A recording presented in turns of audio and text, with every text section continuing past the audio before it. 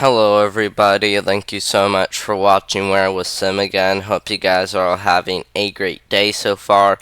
And in today's video, we're going to be talking about a snowstorm that's going to be coming on Christmas, bringing lots of areas up north, including the upper Midwest, some snowfall. We will be giving you guys a lot of information about how we think this snowstorm will play out, and we are a little bit early still before Christmas, at least 6 days out, which will be a little uncertainty at least, so we will still have to watch for more changes, but we will definitely have to watch that storm closely and see if it makes any changes, okay? But first of all, we're going to go ahead and show you guys pretty much the overview of the Storm Prediction Center. I just wanted to show you guys that each day we will have a chance for thunderstorms across places like California. Pretty much every day California is seeing a general risk. Even Arizona and New Mexico on day 2, which is tomorrow, also have a general risk. And then on day 3, this general risk does shift into Arizona, which is going to be after tomorrow, okay?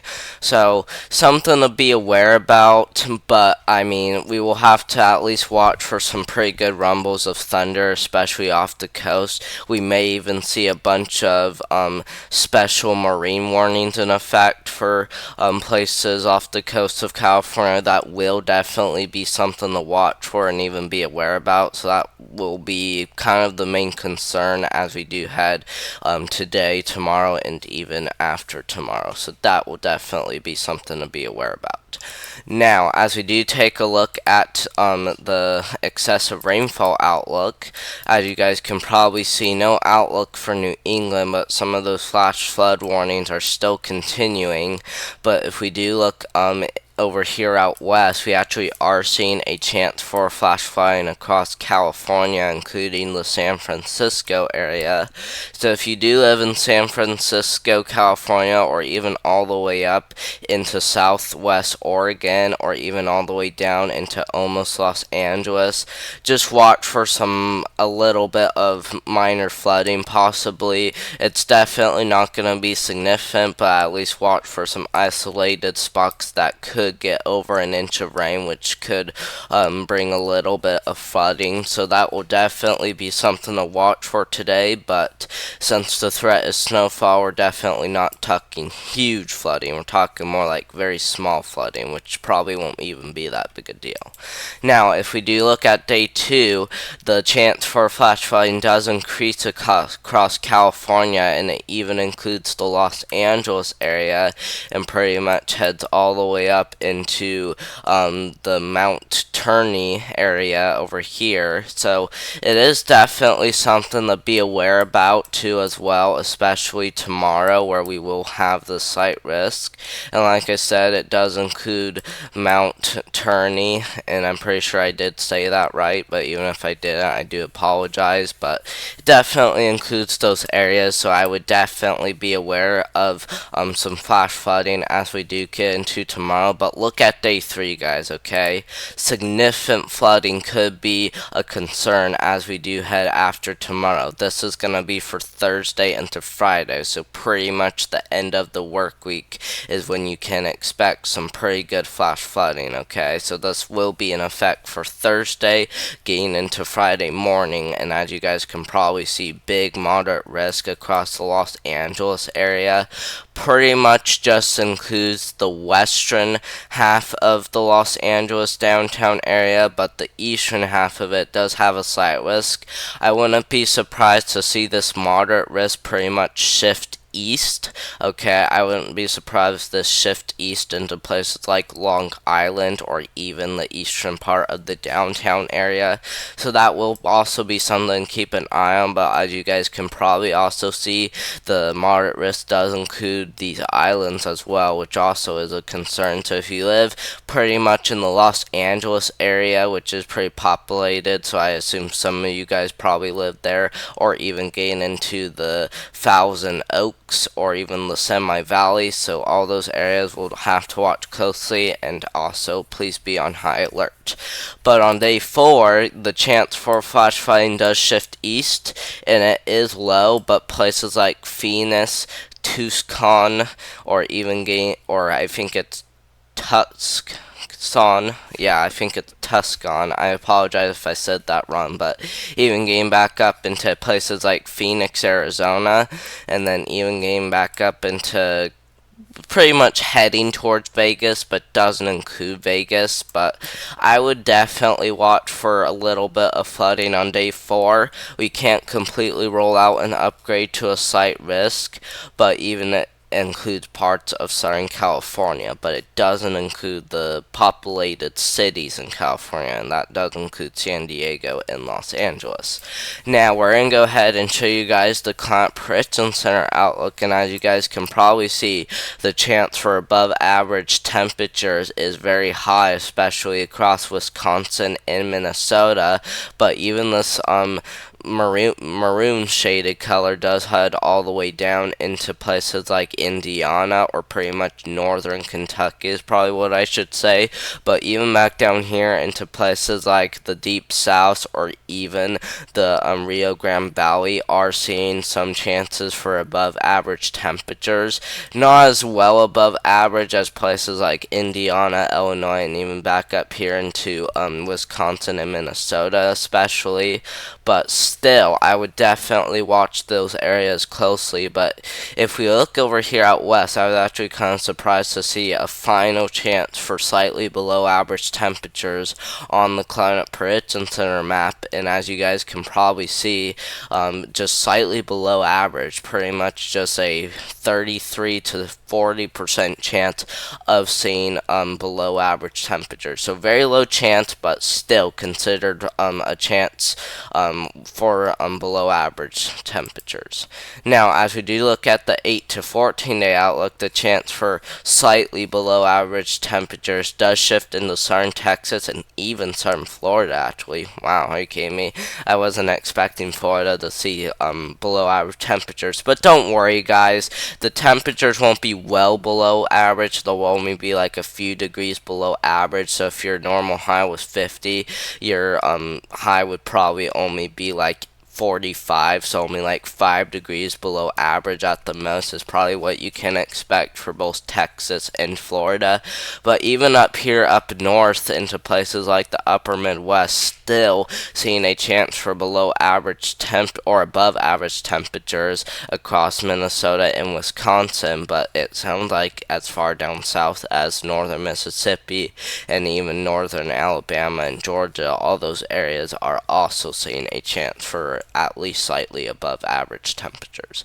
Now, I do want to show you guys that Maine is sitting a ton of power outages. A lot of people are without power in Maine, and as you guys can probably see, for Maine, it looks like most of the counties are almost 100% without power. Wow, oh my goodness.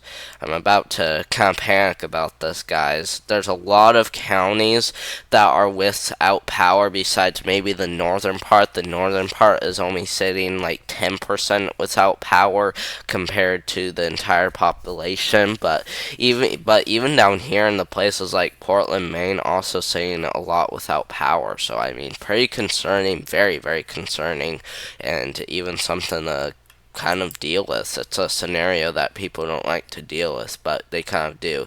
And I do want to be honest with you guys, they have had increasing since yesterday, pretty much before I went to bed, which was around 6 a.m. Central Time, okay? Around that time, the main power outages had either stayed there or increased, guys. Cause I remember it being at least 400,000, 20 and 300. I'm not really sure how to say that, but it still was similar or either increasing yesterday since I went into bed. So, I mean, whoever lives there probably had to deal with power outages overnight and even yesterday, guys. It's just bad. Dealing with power for overnight and even portions of yesterday, that's just terrible.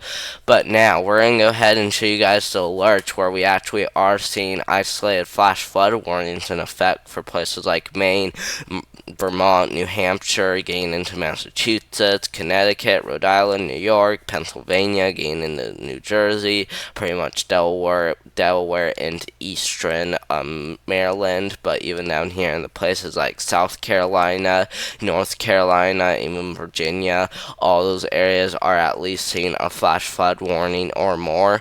But look down here in Florida, guys, an isolated spot of possible freezing. We do have a freeze warning in effect, guys. And what's kind of weird about that is that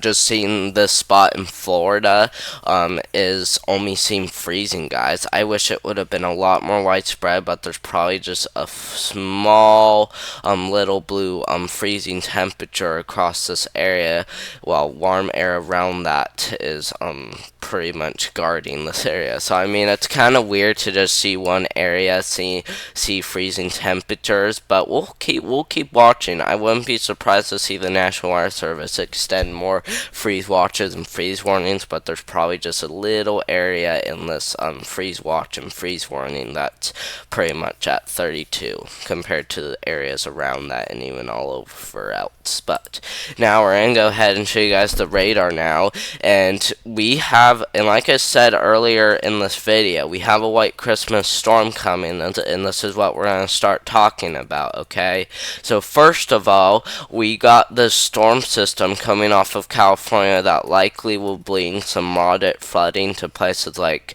the Los Angeles area, but even back here in the places like Washington and even Oregon, also really seeing some pretty good snowfall too as well. So I mean, it's something to really be aware about and even watch closely. But as we continue to take this forward, as you guys can probably also see, we are seeing this big line of showers and maybe even some brief thunderstorms move through.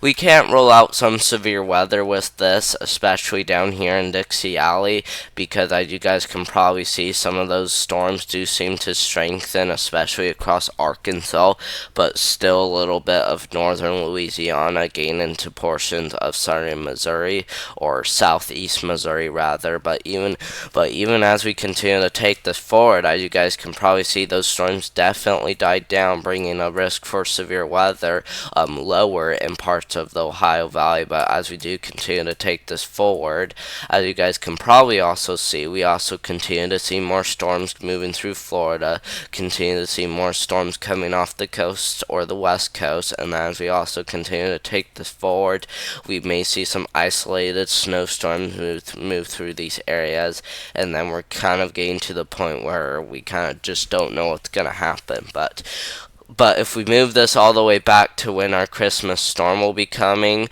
as you guys can probably see, it definitely comes off the coast. It comes off the coast, and then it pretty much moves into the upper plains, and then it kind of dies down a little bit, but it still continues into portions of Iowa and even Minnesota, so some pretty good snowfall there. But even northern Indiana and Kentucky seeing some snowfall, and then it pretty much heads into North Carolina and just heads out frequently. Okay, so something to watch very, very closely at least. But it sounds like the snowstorm will definitely be our main concern, especially as we do head into Christmas. But even the rainfall, guys, let's go ahead and take a look at that right now. The rainfall looks to be pretty significant across Arkansas, where we will see pretty much the heaviest band of rain, like I was saying, where it would make that kind of like the line of storms heading from northern Louisiana all the way up into Missouri. But even like central Arkansas, including Little Rock, could also see like a little bit more than 2 inches. That may be possible. But look at California, guys, pretty much where that moderate risk is, pretty much near the Los Angeles area, pretty much seeing about 5 inches of rain, guys. 5 inches of rain, that's pretty good. Or, I mean, that's pretty significant, actually, but still, it's pretty good amount of rain. I don't know if it's like a needed amount of rain because they're not like in a significant drought or anything, but as high as 7 inches of rain can definitely cause almost a flash flood emergency, okay? But even back here in the places like Texas, also kind of seen some pretty good rainfall too as well, so also something to be aware about. I'm sorry, guys. I'm just a little bit congested. So if you were wondering about that at first, I'm just a little bit congested. So I do apologize for that. I can't control it. Okay. So don't like get worried about that, like I said. But anyway, we're gonna go ahead and finish talking about the snowfall, or even the things we need to still talk about in this video. And as you guys can probably see, places like Kansas getting into places like Nebraska and North Dakota, pretty much very far northwest, or Kansas is what I meant to say. Very far northwest Kansas is seeing about 4 inches of snowfall, but even look at, wow, oh my goodness, actually, wow. Nebraska and as well as North Dakota seeing over a foot of snow, guys. That's pretty significant, to be honest, but even back here in the California mountains also seeing over a foot of snow, so pretty significant, guys. Sorry, guys. Like I said, I was congested, so I do apologize again. But if any of you guys are wanting to like say bless you to me, thanks for doing that. But if we do continue to finish the snowfall outlook, it sounds like portions of the Rocky Mountains will be getting some pretty good snowfall as well. So yeah. Now, as we do take a look at our temperatures, we're going to go ahead and continue to take this forward. Now, as you guys can probably see, temperatures die down significantly in a lot of these areas, and it even includes places like Indiana. Look at Indiana, seeing as low as 22 degrees Fahrenheit, guys. That's pretty cold, guys. But as we do continue to take that forward, this cold front will head out pretty quick. That warm air will push in, and it sounds like we will continue to stay warm for quite some time. It sounds like we could even be as seen as high as the 60s. Wow, 61 in places like Evansville, Indiana. That's pretty warm, to be honest. But as we do continue to take this forward, we will continue to stay warm for quite a while. It even sounds like we will just continue to stay in the 50s, guys, to be honest. But it sounds like we'll see even more cold air move through as we keep heading forward, and we'll just continue to see cold air move pretty much in and out for pretty much past the 216 hours, probably what I should say. But yeah, I would definitely be aware of some warm fronts moving through at first, besides of this cold front that's pretty much here today. But other than that, I mean, definitely looking pretty cold and even pretty warm up that time. So yeah, but thank you guys very much for watching. Hope you guys did enjoy this video. Like I said, I was congested, so I do apologize, but thank you guys very much for watching, and I will do one tomorrow.